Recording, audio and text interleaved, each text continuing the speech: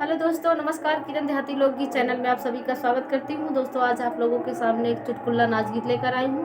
पसंद आए तो लाइक शेयर सब्सक्राइब जरूर करना और कमेंट बॉक्स में बताना हमारा गाना कैसा लगा। धन्यवाद। जिंदगनिया बिताई दिहा सोई सोई के, जिंदगनिया बिताई दिहा सोई सोई के, जिंदगनिया बिता दिहला सोई सोई के, जिंदगनिया बिता दिहला सोई सोई के।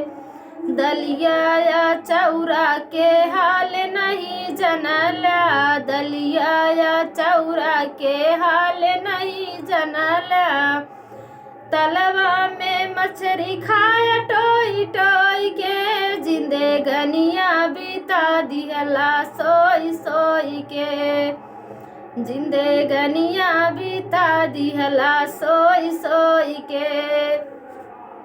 मेरी औ लड़कन के हाल नहीं जनला, मेरी औ लड़कन के हाल नहीं जलला, बौजी के चरण धैला हाथ जोड़ के, जिंदगनिया बिता दिहला सोई सोई के, जिंदगनिया बिता दिहला सोई सोई के, जिंदगनिया बिता दिहला सोई सोई के।